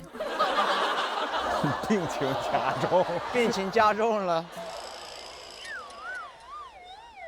我纯努力。我是去年8月开始才商演。然后11月出的专场，12月开始全国巡演。然后这里要感谢高校喜剧负责人，还有这边大家看到的所有的主理人，都是他们给我的机会，是他们养育了小剧场，才生出了我们。因为吴为没有触发金牌挑战，所以他的票数应该不会超过刘奎。但是我们也看一下张吴为的比赛结果。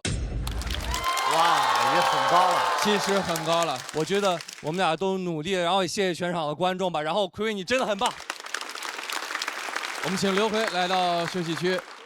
我当时抽到易立竞老师那3个字的时候，我就觉得素材来了，对。但是我没想到走的这么丑陋。你是什么专业？哪个学校？你还是热爱这件事情是吗？完了，角色反转了。但他有一个非常致命的问题，他的表情真的完全失控了。我觉得刘奎犯了做访谈的几乎所有的大忌。我想问各位一句：你们喜欢我的风格吗？我拿到属于我的 offer 了，谢谢你们。有观众看哭了，晋级区还有等候区也说有演员哭了，我自己没什么要哭的感觉。我拿到 offer 了。最后一位了，朋友们，他是等的最久的，所以他需要我们所有人帮帮他，好不好？最后一位朋友是一位导游。俗话说，读万卷书，行万里路，至少已经做到一半多了。我们掌声有请来自过载喜剧的小爽。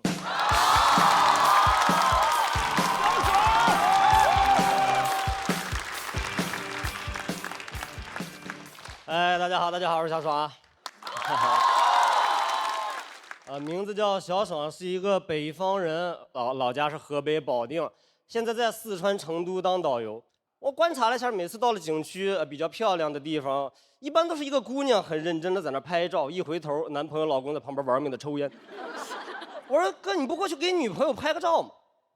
那有什么意思？没见过世面。没见过世面，就那个人进去抽，玩他抽，出来也抽。我见世面，他好像一个移动的烽火台一样，知道吗？我说你出来旅游，你是见世面吗？你和这种人出来旅游就很扫兴，对不对？哎，你生活中和一个扫兴的人在一起，你干什么都不快乐。但刘备、关羽、张飞，刘备说啊，今天咱们兄弟3人对着这个桃花结拜。张飞说那有什么意思？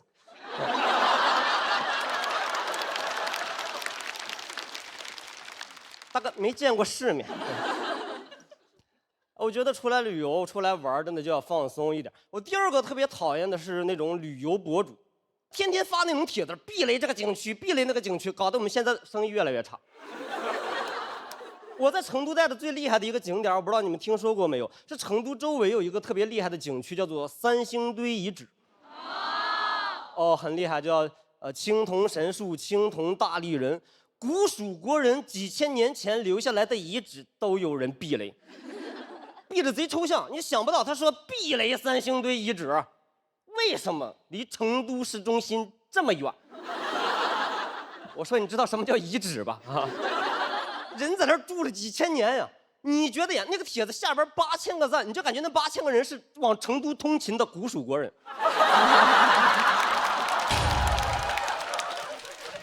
哎，我觉得景区好不好自己去看一看，我推荐你们去3星堆遗址看一眼。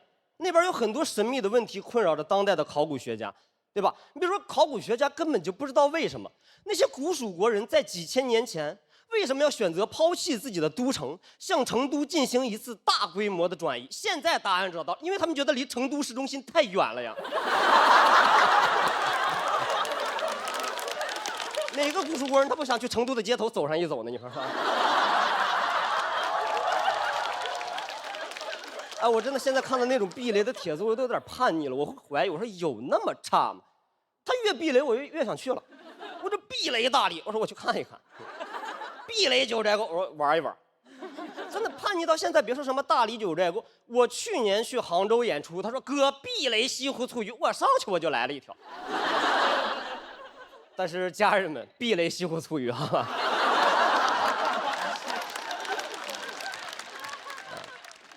我虽然是个导游，但是我现在最害怕带的一种团是飞机团。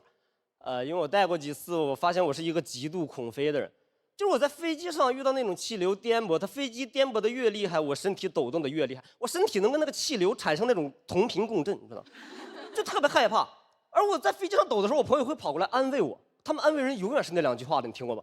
就我在那发抖，我朋友跑过来，爽，别怕，飞机是咱们这个世界上最安全的交通工具。哪怕咱们飞机飞到一半，有一个发动机着了，只要发现的足够及时，机长把它关闭，剩下1个发动机，咱们都能安全降落。他安慰我之前，我都没有想过发动机还能着了。我说那不更害怕了吗？你都说了，咱们得发现的足够及时，把它关闭才能安全降落，不及时不死了吗？对吧？那就不安全。我觉得飞机怎么才能叫真正的安全？我觉得飞机哪怕炸了，我也得安全降落，能理解吗？这个才叫真正的安全。飞机爆炸前一刻，机长直接把我弹射到虹桥机场，这个才是真正的安全。你把我弹到浦东机场，接受不了。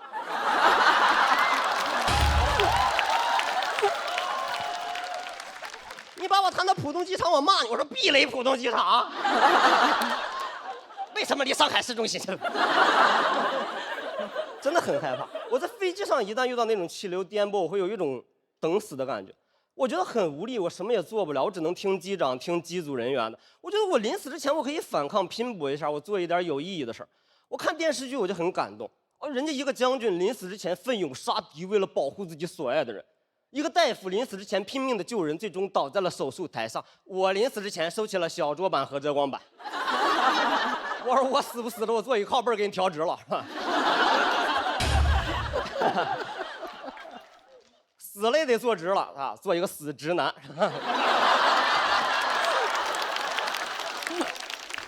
哎，真的很影响工作。我之前有一次带着20多个老头老太太去北京旅游，半路遇到那种气流颠簸，老头老太太吓坏了，在那尖叫。我导游我还得忍着恐惧，我去安慰他们。我根本不想安慰他们，我也想尖叫，我甚至想钻进老头的怀里，是吧？我说大爷抱紧我，大爷。但是我怕他投诉我说我骚扰老头。我回去跟经理说，我说经理，我说我恐飞，我说我害怕。我真不能带飞机团了。他给我讲大道理，他说恐飞是你的情绪，你害怕是你的情绪，工作你要用态度来解决。你要有一个态度，就别说今天这个飞机颠簸，就哪怕今天这个飞机炸了，你也要把团给公司带下来。我说飞机炸了，我怎么给你带下来？飞机炸了，所有人都炸死了，我拿了个导游旗，我说大家好，这儿是天堂。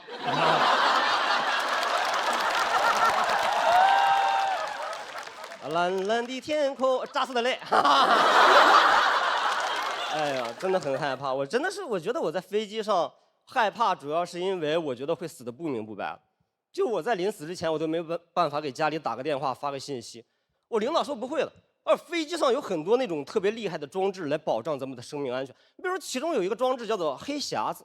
他说，如果就是飞机发生了事故，哪怕飞机爆炸了，黑匣子也是可以完整的保留下来。我们找到黑匣子以后，可以通过黑匣子了解飞机发生事故的原因，你会死得非常的明白。我说飞机爆炸了，人被炸没了，黑匣子可以完整保留下来，那为什么我不能坐在黑匣子里边呢？你这不本末倒置吗？我人都炸没了，你把黑匣子保留下来干嘛？你把我保留下来，我也能告诉你飞机发生事故的原因呀。要了命了！真的没有人研究一下这个技术吗？你想想是不是这么个道理？黑匣子掉下来，你得自个儿去找。我掉下来，我主动联系你了吗？我就。我现在在飞机上，我真的安全演示我都看不进去。我看一安全演示我就害怕。他说，如果飞机紧急事故发生了以后，我们会及时为您弹出来一个氧气面罩，你可以拿着氧气面罩吸氧。我说我插你那2口啊，我人都要死了。我人生中最后剩下了2分钟，你给我弹一个氧气面罩，你都不如给我弹出来2根烟。我临死之前抽2根烟，我死得潇洒一点。马上要死了，所有人在那惊恐哀嚎，只有我拿根烟，没见过世面。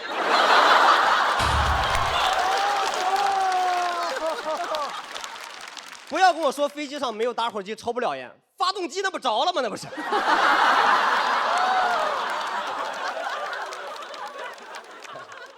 我觉得。真的说点心里话，我觉得我作为一个导游，今天能为这么多优秀的演员和这么好的比赛做一个结尾，我觉得真的很帅的一件事。但帅就帅在我可以讲我当导游讲了那么多年的一句话，可以放在这儿，就是朋友们，今天的旅途到此结束啊，谢谢你们啊！谢谢小爽，请锁票，谢谢。这句谢谢是真心的呀，因为就像他说的，能给这场演出画一个圆满的句号，这事儿不好干。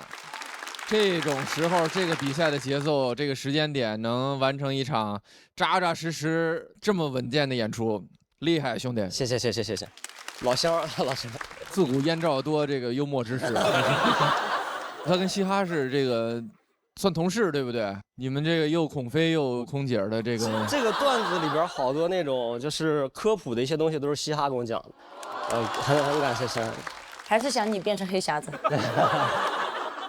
就跟他那个段子里边一样，其实到最后一个了，最后那一刻，我们不希望掉下来一个氧气面罩，掉根烟，就是来一根好像。他也不鼓励抽烟啊。但是还得科普一下，氧气面罩还有很多急救的一些措施，其实都是有用的。我只是害怕而已，跟那些东西没有关系，人家是很科学的一个办法啊。当然。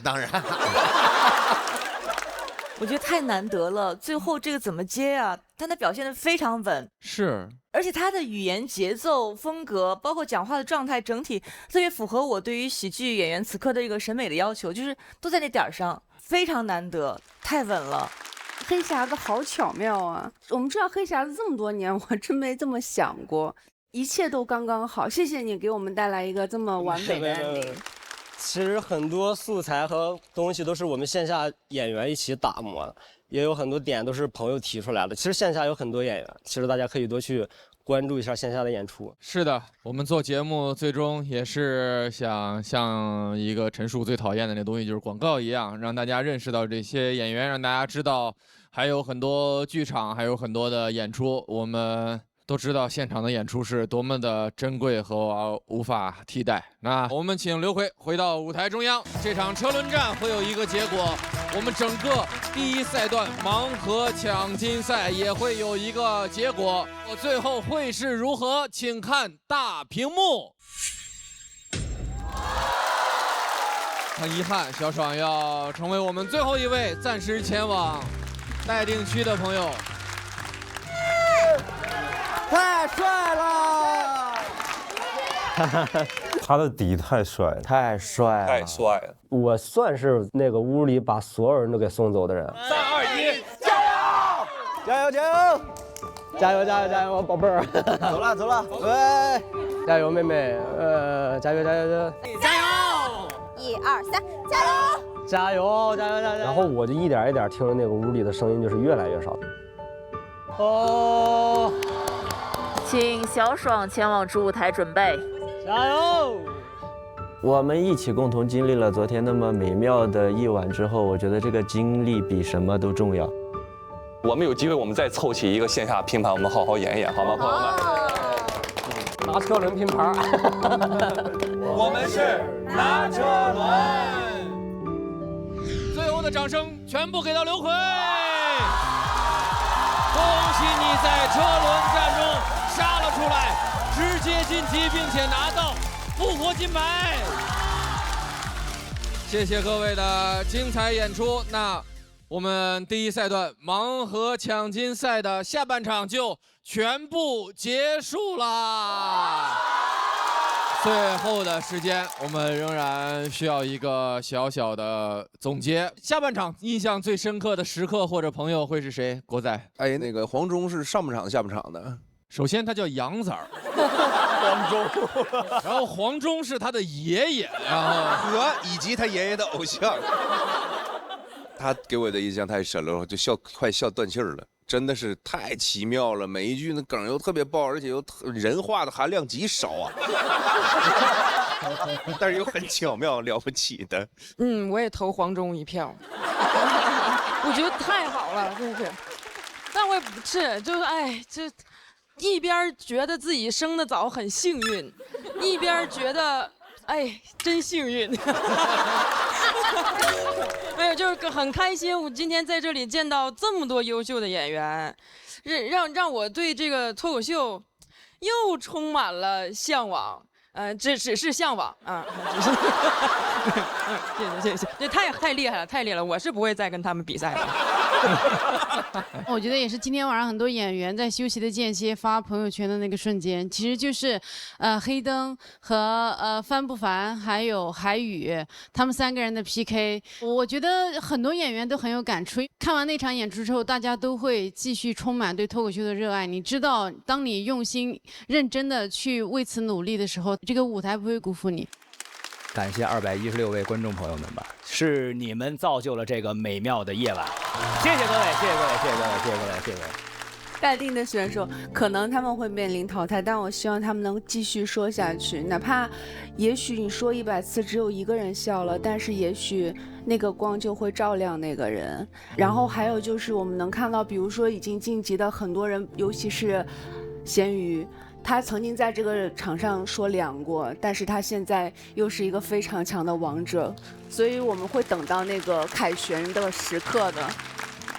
今天让我们足以理由相信，这块土壤依然肥沃，这上面的选手依然有无尽的动力，而且我特别高兴的是，他们各自长着各自的样貌，根本约束不住，因为他们自己都有他们自己的个性。希望这种不一样，希望这种异同能够不断的野生野长。我也希望今天晚上这个舞台上出现那么多向我们扑面而来的充满了生命的蓬勃的旺盛的精力，充满了无限的奇思妙想的创造力的演员们，能够带给我们更多的勇气，迎接明天的所有的生活带给我们的一切。感谢脱口秀，感谢这样美好的夏天的夜晚。谢谢四位，也谢谢所有的观众，是你们陪伴我们完成了这样一个美好的夜晚。我们先来看一下本场的得票情况。淘宝闪购更优惠，你的喜报已就位，请看大屏幕。在这里恭喜晋级的所有演员朋友，我们也恭喜海宇218票获得本期比赛的最高分，恭喜！够快、够好、够优惠，淘宝闪购将与你一起见证够闪耀时刻，并且为你准备了惊喜福利。这个赛段在一开始就公布，一共有44个晋级名额。这个节目一直以来一个原则：演员友好、公平公正。除了我们已经获得直接晋级名额的21组演员之外，按照整场成绩的排名，还会有23组朋友再次回到舞台。我们看一下哪些朋友还会继续为我们奉献精彩的演出，请看大屏幕。宽尺，上次卡住了吗？啊？还有一件事情要向大家说明，在之前的魔王挑战环节中，有一位魔王成功的守护了他的金牌。按照规则，按照本赛段的成绩排名，我们很幸运的还会有一位朋友能够额外的获得机会，重新回到舞台。我们看一下他的名字。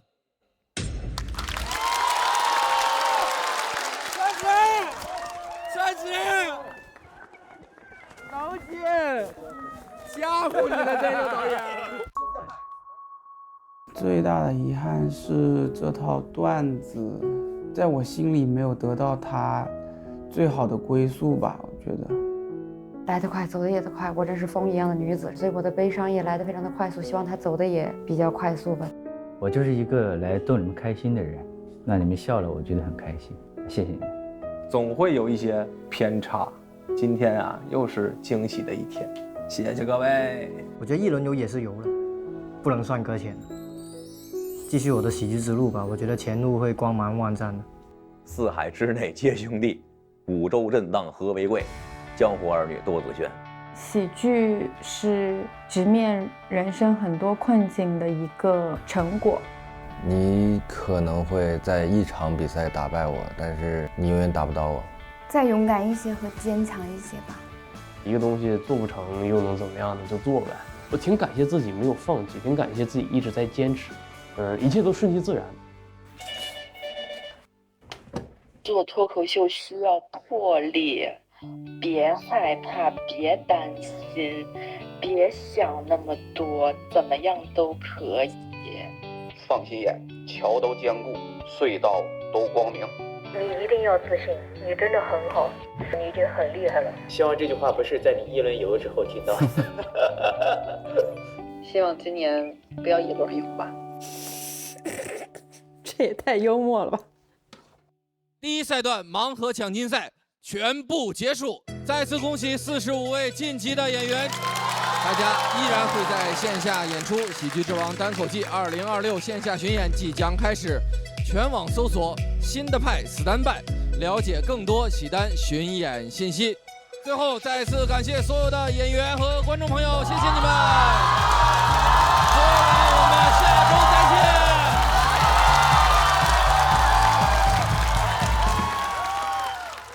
之前曾经以为这个夏天可能，会有很多酷暑，会很难熬，但现在看来，一些个小风送爽，话剧表演，新人太强了。来这里的感觉就是一个武林比武大会，各个门派的不同的打法的人来相聚到一起，切磋过招的这个感觉。盘子够大，土壤够肥沃，就会有更多的形式，更多的人才野生也长出来。我的感觉是，大家越来越追求纯粹的好笑。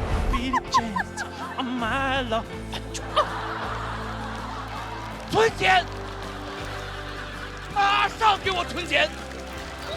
不是抓不到我的幽默瞬间，你抓不到。当一个人发疯的时候，你也不在乎他在说什么了，我就是跟着笑。我仿佛回到了那个夏天。想要的夏天已经完成了，每一步都是更好的夏天。多多，其实我第一季对他就印象很深刻，他有他自己热爱的东西，但是我觉得父母认为你在台上的表演就是做5分钟的小丑。所有脱口秀演员最初做这件事情的时候，被当做一个怪胎，被不理解甚至不尊重的那些岁月，每个人都是很孤独的熬过来的。夏天不光有燥热，还有炙热的脱口秀。我是开飞机的信号。我可以姓张，也可以姓黄，我甚至可以姓一匹来自北方的狼。明天燕京就复明了，明日复明人啊！更文明真的会更快乐吗？脱口秀让我们就是成为我们本来该有的样子，平等、有爱、自由。哇，这真是一个完美的夏天，这真是脱口秀最美的样子。今晚加餐不用等，淘宝闪购帮你省。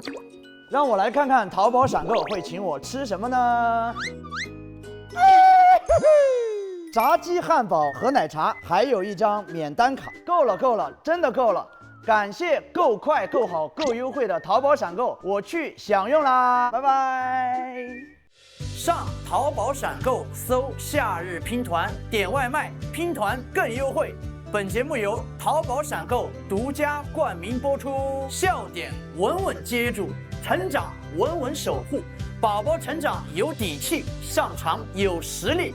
感谢皇家美素佳儿特约赞助播出，听个段子电充好，感谢5分钟充好，9分钟充饱，零下30度只多3分钟的比亚迪汽车赞助播出，轻松爆梗随口来，一口维他爽开怀。感谢真茶真柠真爽的维他柠檬茶赞助播出，土地有温度，美食有态度。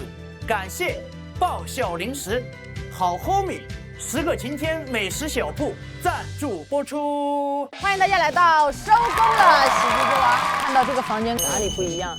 来到了台语的打卡墙。如果自己要突兀的话，想贴什么？我要贴满古语，他俩很难拥有自己的后裔。那我也贴满古语。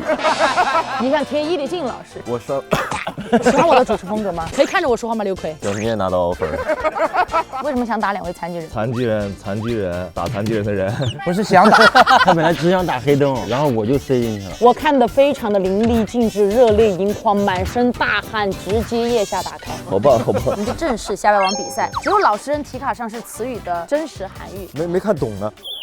我是大聪明。特工因为为了要执行任务，身体要一直强健，所以他们要做着拉耳朵深蹲，他们叫那个深蹲级特工。哪个是？拉耳朵深蹲是南美原始，有点太假了。我这是非洲，大洋洲。哎，我这是古希腊。我改宋朝了，不是你。喜剧之王单口季线下巡演已开始，全网搜索新的派，了解更多喜单巡演信息。欢迎来到第2赛段对抗路友谊赛，精彩继续。欢迎这一赛段陪伴我们的李乃文老师。我们还有一位好朋友、老朋友，要帮他们暖个场，掌声有请终身现役的刘洋。1200块的医生真的是厉害，他捏了我爸小腿一下，就说出了一个特别让我长见识的病，叫做肌肉周围神经病。我说哦，现在呢？看今天这个冥冥中都是一种暗示啊，这有辛伯，有俞伯，我们有庞伯、黄伯，还专门请来了一位李伯伯。我们每一个成员扎头发，发际线都快推到背上了。最近世界杯大家有看吧？空中哈兰德，我这么天上顶峰飞行，落地了我头发必须纹丝不动，感觉你退休了可以直接这么抠下来，留给下一个空姐。你跟她说端好，这才是铁饭碗。上大学学高尔夫和学高等数学没有任何区别，毕业之后都用不着。我家那高尔夫球场不让我用团购，太傲慢了。什么小众运动不让大众随便点评。付航虽然票比我高，但我比他白呀，比他拟人。慢慢来，用智商打败他。我管这个方法叫徐徐制胜。每天6点钟，全国各地歘起来几百万个罗马人往北飞，一会儿排成一字形，一会儿排成人字形。人是汉字，他们排 people。可能这个劲儿太帅了，真是。我看了非常热血沸腾，几乎想要回来参赛。谁会拿到这一场的第一个晋级名额？请看大屏幕哦。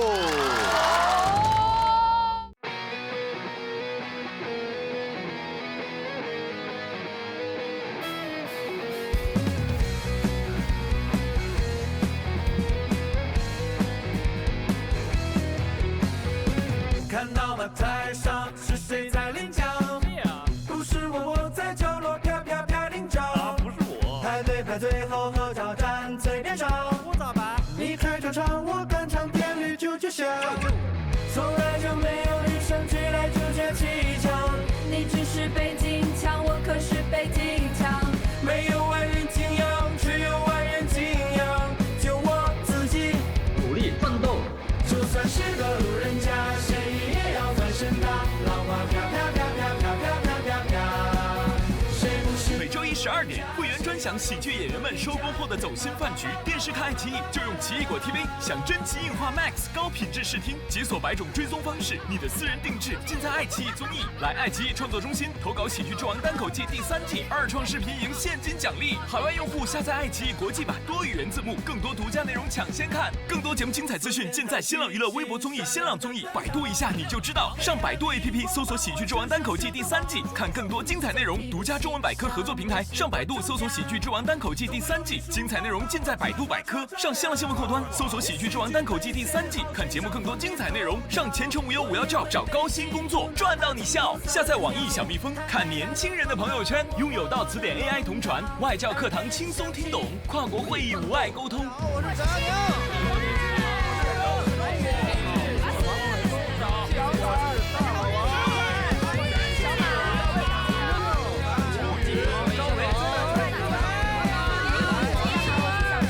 谐音梗靠拜双关，预计再来。